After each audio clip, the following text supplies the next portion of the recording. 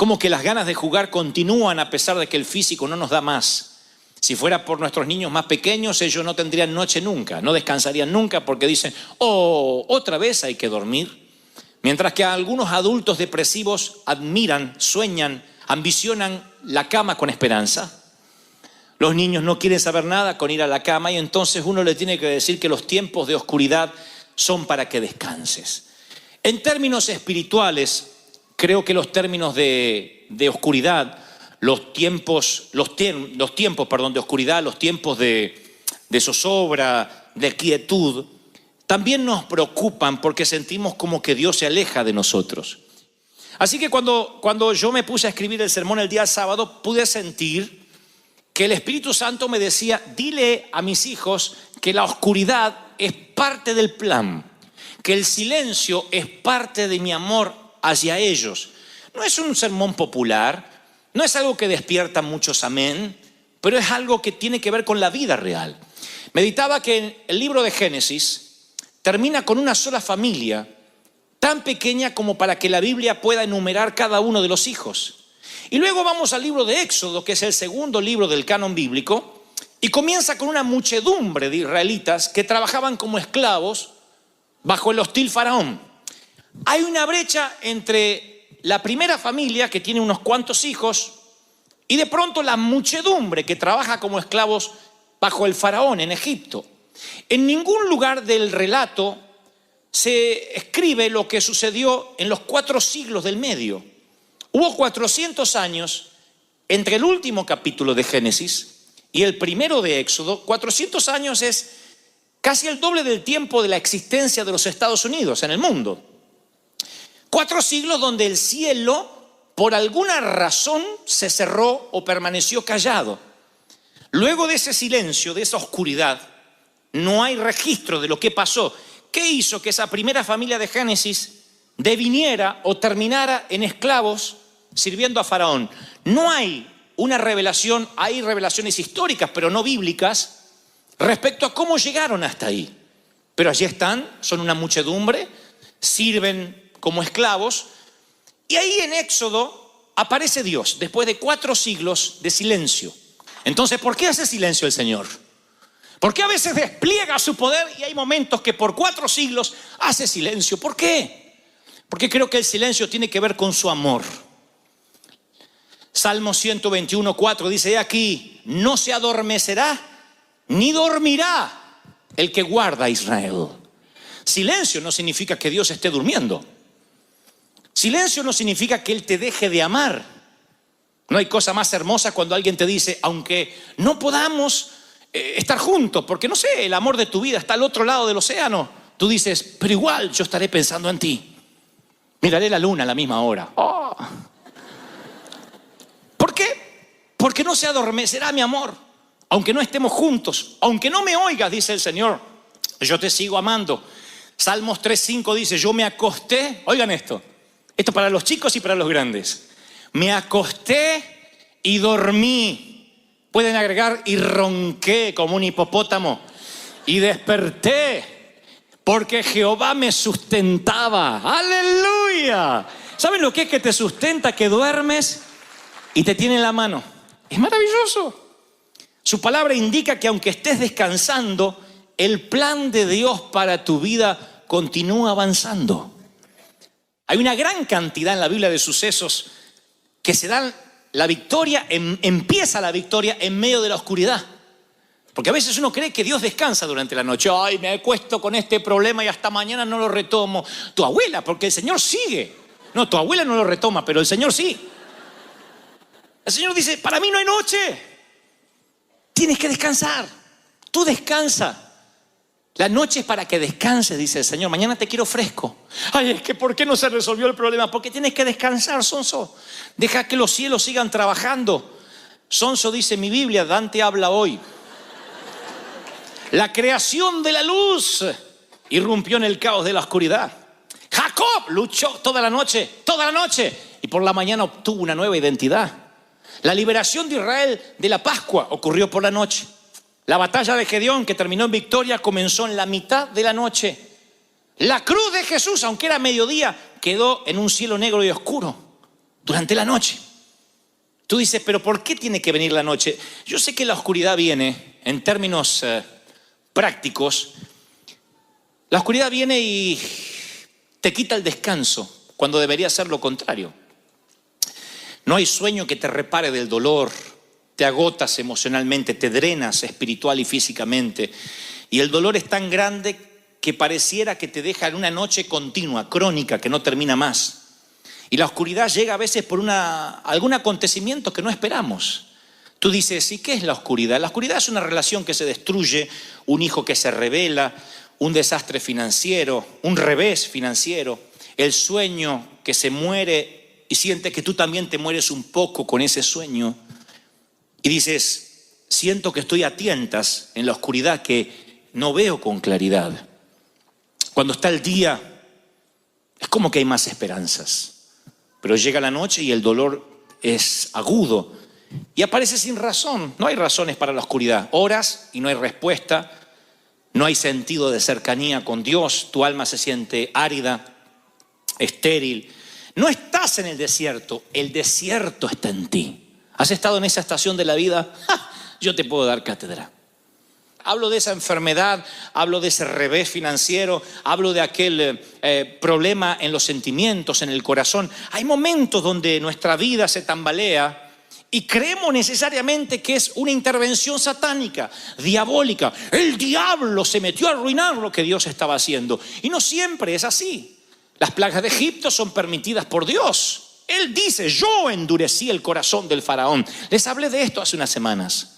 No estoy hablando de un Dios castigador, un Dios que te puede meter en crisis hasta quebrarte, porque Él sabe hasta cuánto puedes resistir.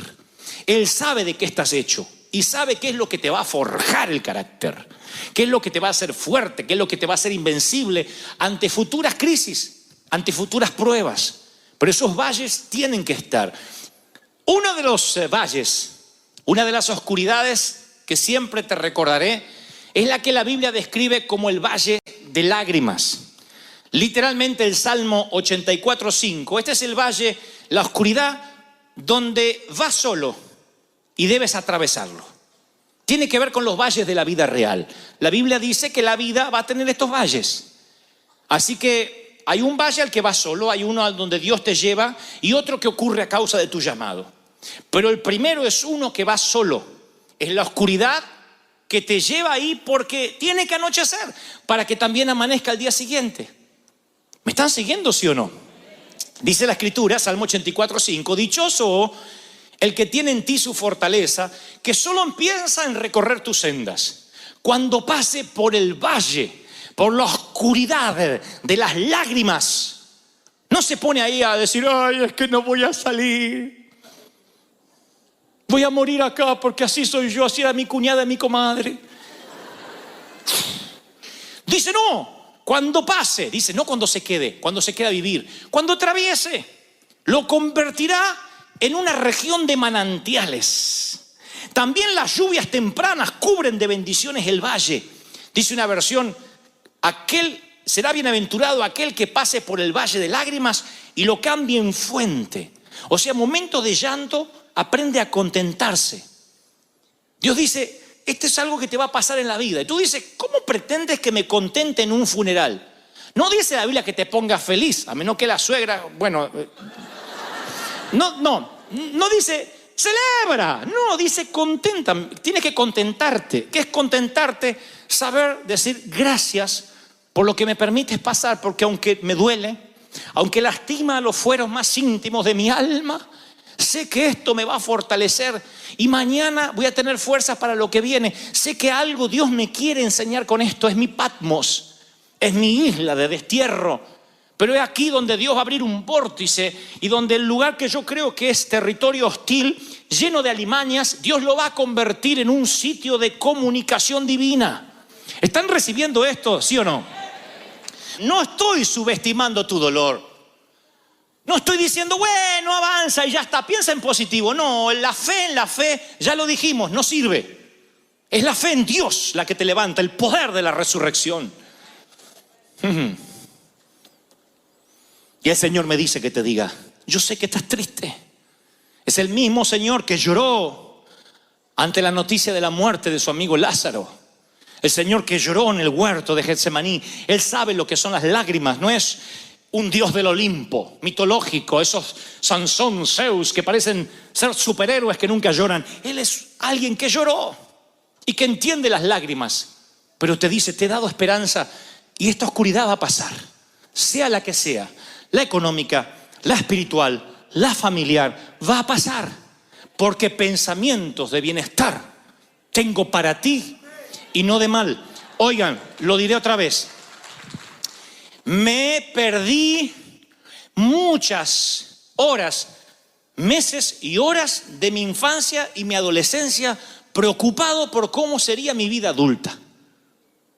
Me perdí mucho tiempo. Era de esos preocupones pensando, número 1, que nunca me iba a casar. Número 2, que nunca iba a tener hijos. Número 3, que nunca iba a trabajar. Número 4, que nunca iba a tener un auto. Número 5, que nunca iba a poder cambiar los zapatos despegados. Hoy les conté en el primer servicio que yo me recorrí las iglesias de Buenos Aires con un traje azul. No era un traje, era un saco azul, esos cruzados que se usaban antes. No tenía pañuelito de esto. Ahora confieso, era una media, un calcetín. Nunca nadie me dijo que lo sacara, sino hubiese salido así con... Pero era coqueto. Antes muerto que... El tipo andaba con la media. Estaba limpita, no es que... Estaba limpita. Yo pensé muchas veces que nunca iba a tener un traje más. Muchas veces pensé que a lo sumo cambiaría de calcetín. Pero nunca tendría un pañuelito de estos. No sé por qué. Si tan solo hubiese sido más maduro y hubiese entendido que hay oscuridades que pasan, que todo pasa en la vida, que hay que saber atravesarlo. David dijo, aunque pase, aunque atraviese, no dijo aunque me quede, aunque viva. Dijo, aunque pase el valle de sombra de muerte, no temeré mal alguno. ¿No debería darnos esperanza? Todo va a pasar, no te pierdas el hoy. No te pierdas el hoy, va a pasar. ¿Cuántos reciben esta palabra? Dígame amén. Número 2, el valle de la muerte. Porque el primero de las lágrimas te toca ir por la vida real, pero el número 2 es la oscuridad que tiene que ver con la muerte. Y tú dices, wow, ese no me gusta. ¿Cuándo es que voy a ir ahí? Cuando Dios te lleve. No a la presencia, cuando Dios te lleva al valle de muerte. La Biblia narra que Ezequiel dice, la mano de Dios no es la mano del diablo. No sé por qué metemos al diablo en todo lo que no nos gusta. Cualquier cosa, el diablo. Me enfermo, es el diablo. Me duele acá, es el diablo. Tu esposa dice, viene mamá, el diablo. Bueno, ahí puede ser el diablo, ¿no? La mano del Señor vino sobre mí y su espíritu, oigan, me llevó en medio de un valle de huesos. Fíjense que hoy diríamos, bueno, este hombre está ahí porque se equivocó. Perdió la brújula, el propósito, no vive en victoria. Veo que dice el espíritu me llevó a un valle de huesos secos. Es el espíritu que lleva a Juan al destierro, a Patmos, a una isla de 6 por 9 millas, una roca en medio del mar Egeo. Es el espíritu. Es el espíritu el que pone a Cristo en la cruz. Y nosotros a veces atravesamos esos valles de muerte. ¿Qué tiene para decirnos el valle de huesos secos? A veces Dios nos lleva a sitios, a territorios hostiles. Y te lo diré así, llámese un trabajo lleno de inconversos, una casa con un cónyuge que no conoce a Dios. Y uno se pregunta, Señor, ¿por qué hay tantos sitios donde yo podía estar? Pero dice el profeta, me hizo pasearme entre los huesos. Y había muchos huesos que estaban secos. Y me dijo, hijo de hombre, ¿podrán revivir estos huesos? Y yo dije, Señor, tú lo sabes. Cuidado con lo que respondes, porque a veces Dios te dice, ¿tú crees que tu hijo, rebelde, cabezón, que sale al padre y al abuelo, puede ser un siervo mío? Ay, no conoce a mi hija. Bueno, va a seguir un hueso seco. ¿Tú crees que puedo cambiar a tu cónyuge? ¿Tú crees? ¿Que puedo sacar? Bien, dijo la hermana, amén. ¿Que puedo sacarte de las deudas? ¿Tú crees? Hay a veces que Dios nos pregunta. Van a ver que cuando el Señor hace milagros, siempre pregunta. Ve a un ciego y le dice, ¿quieres ser sano? Parece una preguntonta. Es Es como cuando uno se cae y te mira alguien y dice, ¿te caíste? No, siempre me revuelco hasta ahora en el césped.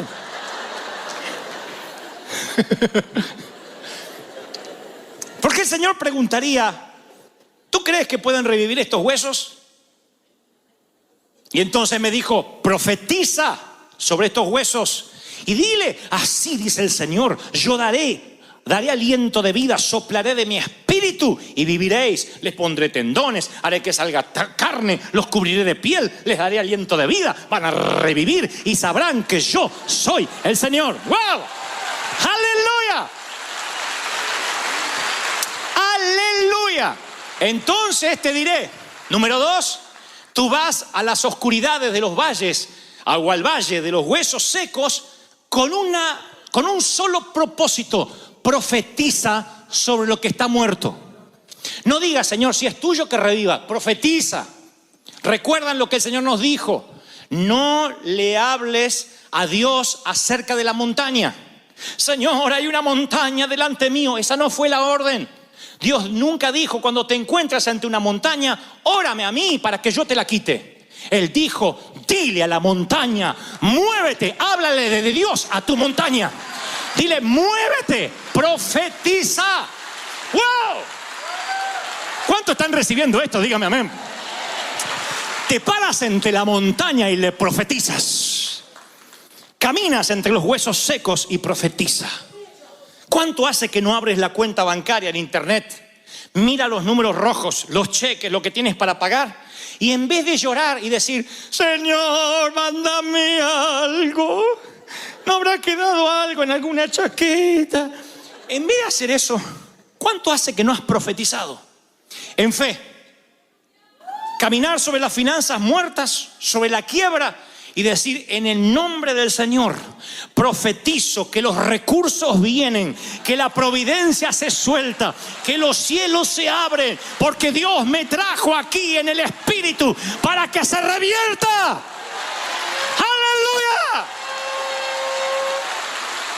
¿Están recibiéndolo, sí o no? Profetiza. Espera que tu hijo se duerma esta noche y profetízale. Al grandote, digo, al mamut.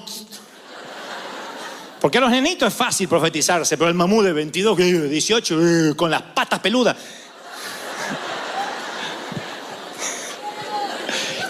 Ponle la mano sobre el mamut. Mientras que duerma, ni se va a dar cuenta, va a ser así. Y tú dile, profetizo. Te levanta Dios como un siervo suyo, lleno de unción, lleno de poder, como madre, como padre. Yo veré la gloria de Dios en tu vida. ¡Wow! ¿Se dan cuenta? ¿Qué hubiese pasado si el profeta hubiese dicho, bueno, no sé, son demasiado secos los huesos? Debiste haberme traído cuando estaban medios muertos. Por eso Jesús le dice, ¿tú crees? Dios le dice, ¿tú crees? Le dice Jehová, ¿tú crees que pueden revivir? ¿Tú crees? O sea, yo puedo hacerlo, pero necesito saber cuál es tu respuesta, y la respuesta es correcta. Él dice, tú lo sabes todo, tú puedes hacerlo. Y allí ocurre el milagro. Debes profetizar para salir de tu segundo valle de la oscuridad. Y luego, para finalizar, hay otro. Es el menos popular, pero sé que muchos de ustedes han estado allí, me lo ha mostrado el Espíritu Santo. El primero es el valle de la vida real, el valle de lágrimas. Tiempo de reír y tiempo de llorar. Y ese valle de lágrimas hay que convertirlo en fuente, aprender a contentarse a pesar del dolor. El segundo tiene que ver con lo muerto, lo que parece que no va a resucitar. Y allí no opera la fe preventiva, sino la fe de resurrección, la fe que transforma lo que va camino a lo pútrido, lo que va camino a la entropía, a pudrirse, a transformarse en algo que está vivo. Y lo tercero es el valle que viene a causa de la unción. Tengan atención a esto, porque por desconocer esto es que nos convertimos en un evangelio fácil, liviano, playito, donde cuando viene el primer problema se nos va el llamado a cualquier lugar. Tienen todo el llamado para servir en Uganda, en la India, acá y allá. Viene el primer problema, o van a Uganda y tienen que hacer equilibrio en el agujerito del baño y dice, Dios no me llamó para esto. Extraño mi trono blanco. Sí, yo conozco gente que metafóricamente hablando, por un inodoro, dudan de su llamado. Porque desconocen el valle o la oscuridad a causa de la unción. La Biblia dice que al enterarse los filisteos que David había sido ungido, cuando se enteraron que David fue ungido, subieron todos contra él. Pero David lo supo y bajó a la fortaleza. Los filisteos avanzaron, desplegaron sus fuerzas en el valle de Refaín. Refaín significa gigantes. Y desplegaron sus fuerzas contra David. Y David dijo, debo atacarlos, los entregarás en mi poder. Y el Señor le dijo, atácalos, porque te aseguro que te los entregaré.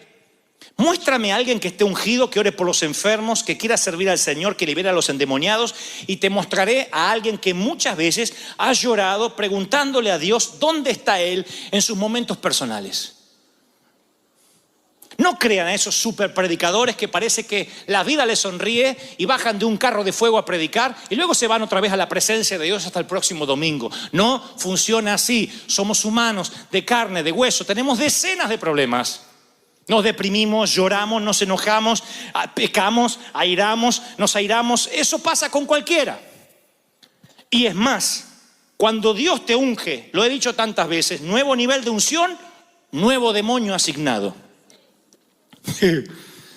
No quiero que se asusten, quiero que entiendan que es una batalla. Al enterarse el infierno de que Dios ungió una iglesia en el sur de California, más precisamente en Anaheim, despliega sus raquíticos demonios en contra de los que estén más débiles. Y los que desconocen de que esto es parte de la batalla se empiezan a asustar diciendo, ¿qué estoy haciendo mal? No, estás haciendo bien. A causa de la unción el infierno se está conmoviendo. A causa de la unción el infierno se está levantando. Pero mayor es el que está contigo que los que vienen en contra, dice la Biblia. ¡Wow! ¡Santo! ¿Están recibiendo esto, sí o no? En cada movimiento de Dios, Satanás está desesperado por contrarrestarlo o destruirlo, antes, durante o después. Cuando Satanás ve lo que va a ocurrir con Moisés, trata de matar todos los niños de esa generación. Arrasa con todos. Es tan torpe, es tan idiota. El demonio que siempre usa el mismo modus operandi. Cuando teme que Jesús nace, hace lo mismo y manda a matar todos los niños. El plan de aborto no es algo de la última era, del último siglo. Satanás ha implementado el aborto una y otra vez porque cuanto más niños destruya, habrá menos papás profetizando sobre sus cunas y sus camas. Y será menos peligro. Él dice, aborta, aborta, tienes que matarlo antes de que la profecía se cumpla. Satanás siempre atacará la profecía. Y cuando hay una profecía sobre la iglesia, vendrán los ataques. Y tú dices, ¿y cómo haré para soportar el embate? Sencillo. Tienes que saber que esto es parte del negocio. Si no hay ataques, no estás siendo un peligro. Si no estás representando un peligro para el infierno, entonces sí deberías preocuparte. Pero si tienes ataques, si Satanás se quiere levantar una y otra vez, tienes que saber que cuando él huele la profecía es porque lo que Dios determinó se va a cumplir, se va a hacer. No hay posibilidad que el plan aborte. Se va a hacer. ¿Están recibiendo esta palabra, sí o no? Cuando el enemigo se levanta es porque es más grande lo que Dios va a hacer. Aunque el enemigo venga como río, el Espíritu de Dios levantará bandera, va a plantar bandera, dice la Biblia. Aunque venga, aunque quiera arrasar. ¿Están recibiendo esta palabra? ¡Aleluya! ¿Reciben algo más? Digan conmigo, algo más. Quiero algo más. No importa si estás en el valle de lágrimas o el de los huesos secos o el valle a causa de la unción que reposó sobre ti. Nunca creas que Dios te abandonará en ninguno de los tres. Nunca, jamás. Es más, les daré esta revelación por la misma ofrenda. Y los siervos del rey de Siria dijeron, el Dios de Israel solo es Dios de montes, de montañas. Por eso siempre nos vencen. Esto dijeron los sirios. Si hacemos que ellos bajen a la llanura, al valle, ahí los vamos a vencer. Pelearemos con ellos en campo raso y los vamos a vencer porque su Dios es Dios de montes y Dios de montañas. Satanás dice, este es un creyente de domingo. Vienen a recibir la palabrita y se van. Pero Dios no está con ellos los lunes, ni los martes, ni en los valles, ni en las crisis. Y cuando el enemigo se atreve a, conforme relatan sus 4 biografías, era la persona más accesible, siendo quien era, siendo que era el Hijo de Dios hecho hombre, la persona más accesible que jamás existió. Él dejaba que todo el mundo se acercara a él.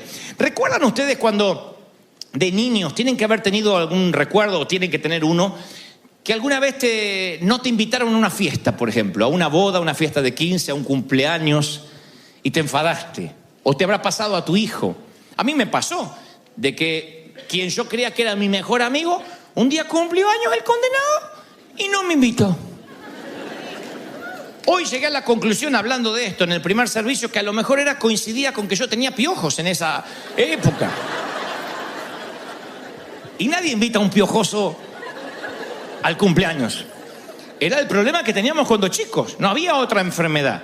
Con gripa te mandaban al colegio. Tenías tos, al colegio. Tenías fiebre, aguante, al colegio. Los piojos no, porque te echaban las maestras. Y las nenas tenían que peinarse con un peine fino para que salieran los extraños habitantes. Y sí, y coincidentemente acá a lo mejor yo tenía piojo, por eso no me invitaron. Sea lo que sea que te sientas un piojoso o no. Yo recuerdo la sensación de la exclusión. Yo recuerdo sentirme rechazado. Y es algo horrible que te sucede de adulto, te sucede de pequeño. Ahora, que no te inviten a un cumpleaños, la vida te va forjando y te vas abriendo paso en el mundo adulto, y un momento que ya no te importa y dices, bueno, al cabo lo pude superar. Pero ¿qué si sientes que el Señor no te invita? Hay de los que literalmente van por la vida, aún siendo cristianos, sintiendo que el Señor nunca los invitó, que están colados en la fiesta del reino, que viven en el reino, pero nunca verán al rey, que son como los parias, las personas piojosas, los que no deberían estar cerca del homenajeado.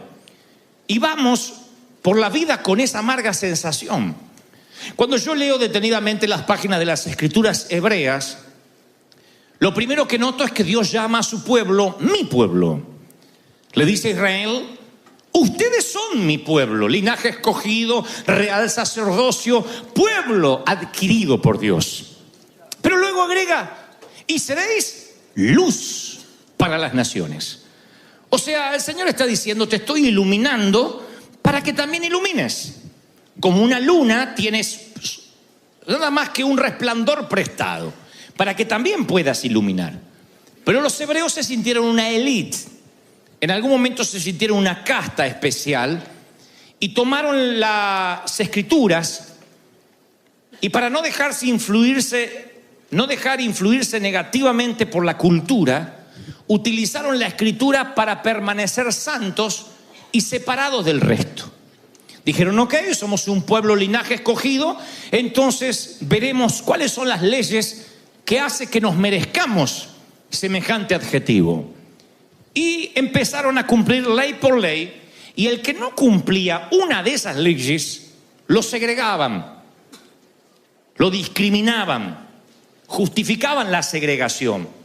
Y esta palabra, estas Escrituras, que debió haber sido el puente para que todo el mundo se acercara a Dios, se transformó en un arma para justificar la polarización, la segregación, la división.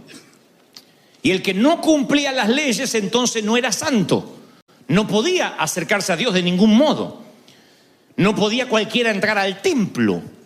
Han descubierto a la fecha letreros que todavía están allí escritos en su idioma original, que le decían a la gente, no pase de esta baranda, no atraviese más de esta barda si usted es gentil.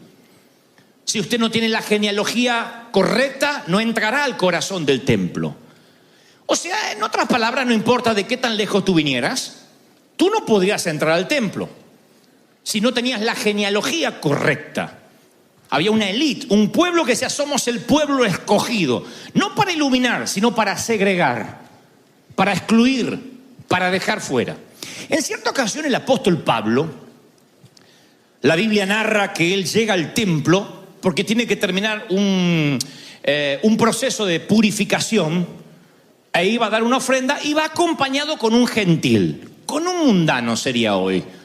Pablo le dice al gentil, quédate fuera, yo voy a entrar al templo, y la palabra dice que los amigos gentiles que estaban afuera se quedaron para que Pablo a la salida les contara la experiencia. Quedaron fuera para que Pablo después volviera y les contara. El episodio aparece narrado en el libro de los Hechos. Y algunos santos que estaban dentro vieron al piojoso que acompañaba a Pablo. Y entonces dice que algunos hebreos de Éfeso y de Asia, judíos, lo vieron y comenzaron a amotinarse contra Pablo. Convengamos de vuelta la historia. Pablo no hizo entrar a los gentiles dentro del templo. Bien pudo haberlo hecho, invitarlos, pero él no quería herir ninguna susceptibilidad. Así que los dejó fuera. Pero los que estaban dentro inventaron una mentira diciendo, Pablo sí hizo entrar al gentil. Y dice las Escrituras en Hechos 21-28. Por Pablo, es el tipo o el individuo que anda por todas partes enseñando a la gente contra nuestro santo pueblo, contra nuestra ley, contra nuestro templo. Y además, el muy fresco trajo griegos al templo, profanando el lugar santo, llenándolo de piojos. Bueno, no dice eso la Biblia, pero es lo que quiso decir. Como resultado, toda la ciudad se alborotó. La gente se precipitó en masa, lo agarró a Pablo y lo sacó del templo a las rastras, e inmediatamente cerraron las puertas. El colmo. Inventaron una mentira que Pablo había metido un gentil dentro del templo, que todos se habían contaminado y ahora estaban impuros. Y la palabra sigue contando que ahí se genera un alboroto, una escaramuza, y llega la infantería de Roma y arresta a Pablo. Más tarde Pablo tendrá que sacar su ID de ciudadano romano para conseguir su libertad. Pero el mal rato no se lo saca nadie, por gente que dice, estos tipos nos van a contaminar. Y este no es un tema antiguo que prescribió. Es algo que sucedió y sigue sucediendo hoy mismo.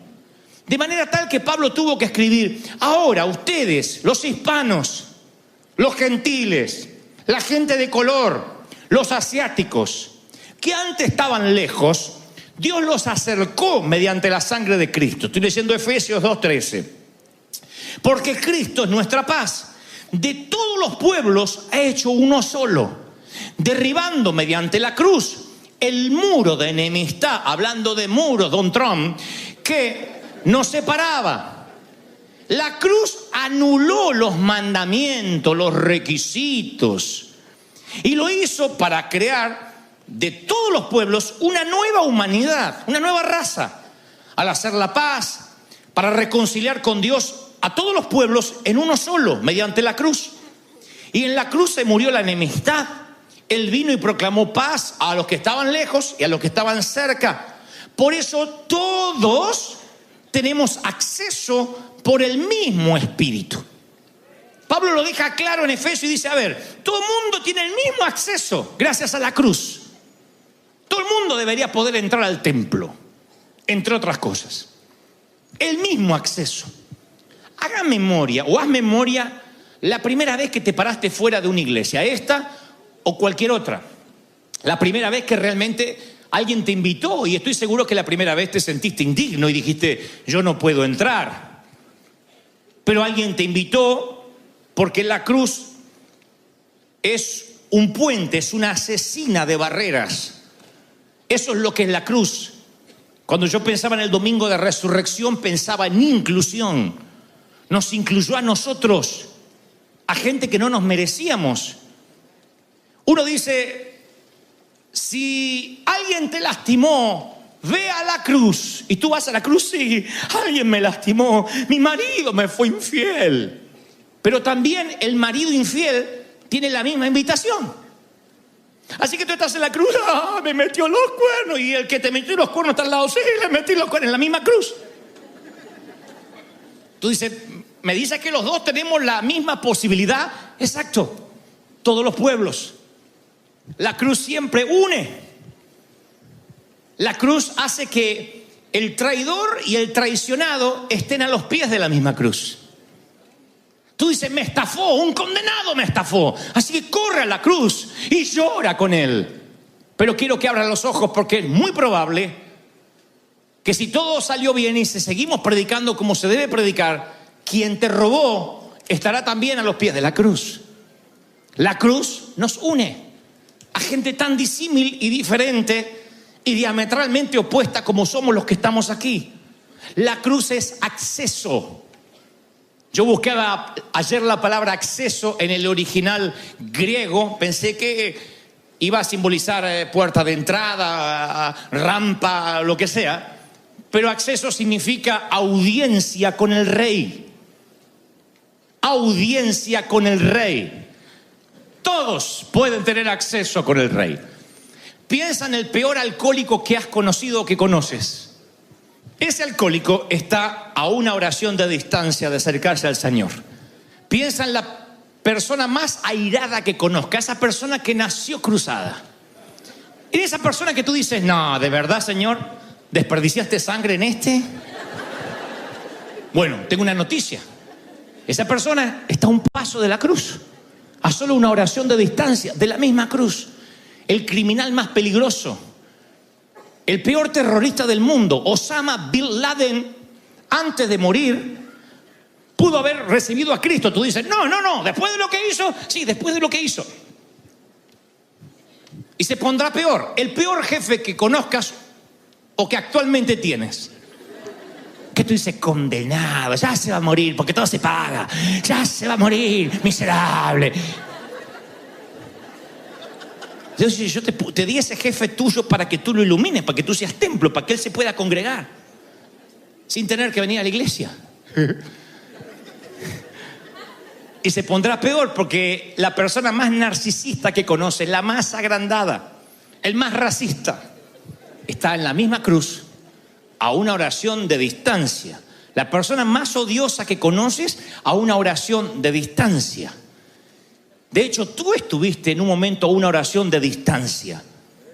Tienes que recordar el día que pronunciaste esa oración. Señor Jesús, te recibo, ven a mi vida, confieso mis pecados, reconozco que soy pecador y que moriste por mí en la cruz del Calvario. Ese día, una oración te acercó a la cruz, a la misma cruz de aquel que a lo mejor cree que se la merece. Entonces nuestras vidas son o imágenes de la cruz acogiendo a las personas para que tengan una audiencia con Dios. Realmente hacemos gala a la palabra embajadores, o somos el templo de Herodes, excluyendo a las personas mediante barreras y principios de segregación. O los excluimos o los incluimos. La cruz acoge, la cruz atrae. El templo de Herodes excluye.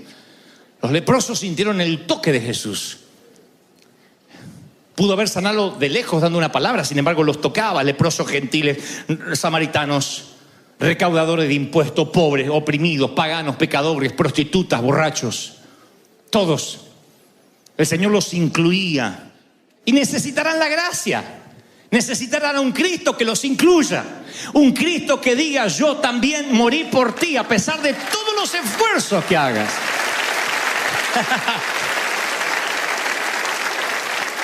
Uno de los ejemplos más llamativos de la inclusión de Jesús, de esta antisegregación que tenía él, fue cuando Simón invita a Jesús a su casa. Simón era un fariseo, un rabino, que invita a Jesús a su casa. Y todos pensamos, bueno, fue una cena entre colegas. No lo ungió con aceite de oliva al llegar, no le dio para lavarse sus manos, no lavó sus pies, no le dio algo para tomar fresco. Simplemente esto se parece más a un interrogatorio que a una cena. Pero hay un plan más taimado de Simón. Dejará entrar a una prostituta, una ramera, una mujer que cobra por los favores sexuales que le dispensa a los caballeros. No era una invitada de honor, por cierto. Creo que Simón tiene un plan: hacer caer al maestro de alguna manera.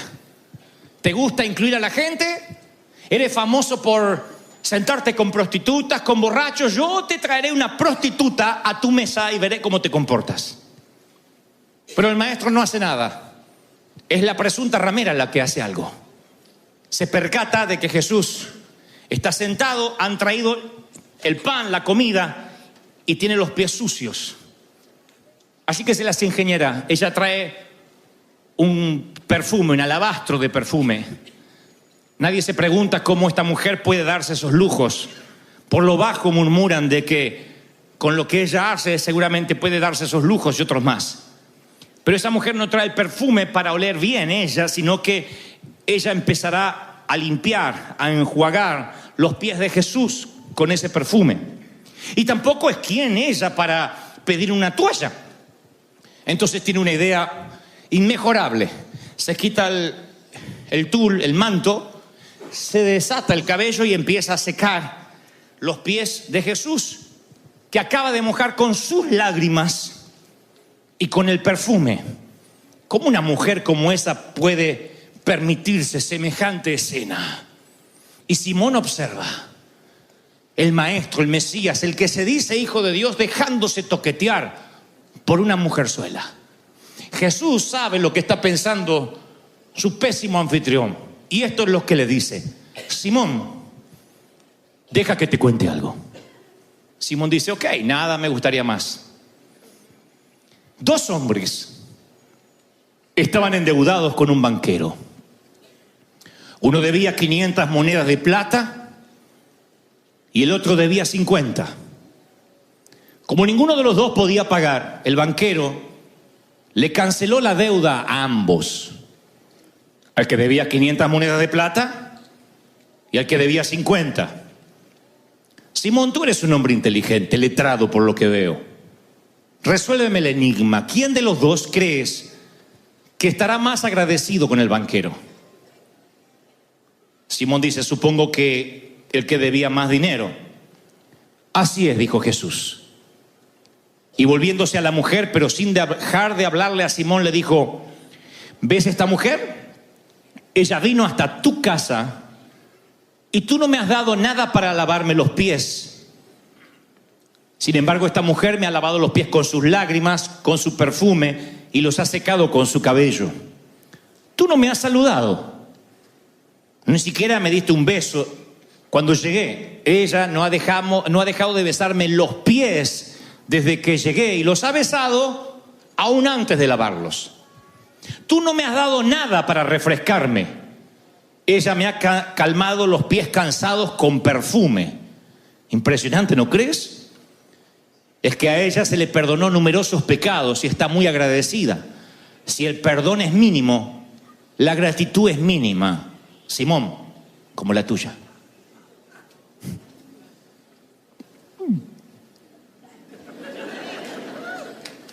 A continuación se dirigió a la mujer y le dijo: te perdono todos los pecados. Y eso hizo que todos los amigos de Simón, los religiosos como él, murmuraran: ¿quién se ha creído para perdonar a esta mujerzuela? Pero Jesús los ignoró y dijo: ve, tu fe te ha salvado, vete en paz. Ese es el maestro que hoy celebramos que está vivo. Alguien que amaba las relaciones por encima de las leyes. Y yo creo que esto lo hacía Jesús porque él también conocía el rechazo en primera persona. Ahora, estoy seguro que los que estaban en esa mesa habían tenido por lo menos un par de noches con esa mujer en algún momento de su vida. Y se sentían avergonzados que esa mujer que pertenece a la otra vida oculta estuviera ahí. Todos esos habían estado desnudos con esa mujer. Nada más que ahora trabajaban de santos, era el día. Ahora se hacían la que no la conocía, que no conocía los sitios donde pernoctaba la dama. Por eso esa mujer les recordaba su propia miseria. Por eso segregamos, por eso hay hispanos que segregan otros hispanos. Porque ven otro hispano y les recuerda su propia miseria, y en lugar de amar y de incluir, empieza radicalmente a excluir. Eso hacen los hipócritas. Como saben que tienen una vida oculta y algo que no pueden contar, entonces, ok, no hablaremos de mi vida privada, pero sí hablaremos de la tuya. Y esa es la manera en que los Simón creen que tendrán entre la espada y la pared al Mesías. Lo que menos imaginan que el Mesías incluye. Seas prostituta, borracho, narco, Él te incluye. Dice, tú eres parte de mi reino. Eso es lo maravilloso. Las relaciones están por encima de las leyes. Y el Señor ama tenerte en sus brazos. Ama que te acerques a Él como estés. Tú dices, como estés. ¿Con estiércol en los pies? Claro, Él sabe lo que es comer con estiércol en los pies. Él sabe. Él sabe lo que es la exclusión, sabe lo que se siente, y Él nunca te dejará fuera. La cruz junta religiosos y ladrones. Y ambos claman, acuérdate de mí cuando vengas en tu reino. Y ambos tienen la misma audiencia con el rey. Te guste creerlo o no. La cruz hará que los predicadores y pastores de sanísima doctrina, con esposas que no se cortan el cabello, con la falda por aquí, accedan al cielo. Junto conmigo. Y contigo. La cruz nos unirá. La cruz te pondrá en la misma audiencia con el rey. Y nos incluirá a todos. Solo tienes que asegurarte que estés bajo la cruz correcta, donde está el Hijo. Oigan, esto que les contaré para irnos es una historia verídica que cada vez que yo la leo o la relato me impacta como el primer día. Un viudo muy rico tenía un hijo al que amaba profundamente. Era él solo con su hijo pequeño. Y entre otras cosas, el padre, este hombre, este caballero, era un aficionado al arte. Y salía a dar vuelta por el mundo y solía comprar obras invaluables de Rembrandt, Monet, Van Gogh. Un día su hijo creció, el ejército lo enroló y fue llevado al frente de batalla. Al poco tiempo le llega un telegrama al padre que su hijo había sido abatido en la línea de fuego. Pocos meses después llegaría el cuerpo de su hijo en un ataúd envuelto en bandera. Pero el padre, dicen, nunca jamás se sobrepuso, nunca fue el mismo. Y una Navidad que el hombre estaba pasando solo, golpean a su puerta y cuando la abre ve lo que parece ser un ex militar, por su porte, por su corte de cabello, y efectivamente lo era. Le dice al Señor que él fue el compañero de pelotón de su hijo, que estaban en el mismo sitio, en la misma trinchera cuando su hijo fue abatido. Y le dijo, su hijo me contó la afición que usted tenía por el arte, o que tiene. Así que me permití, cuando yo estaba allí con su hijo, hacer un retrato de él. No soy un Monet, no soy un Rembrandt, pero es lo más parecido que pude hacer y estoy seguro que usted quisiera conservarlo. Ese fue el mejor regalo para el caballero. Estaba el hijo dibujado en un portarretrato, lo colgó sobre la chimenea y ahí estaba entre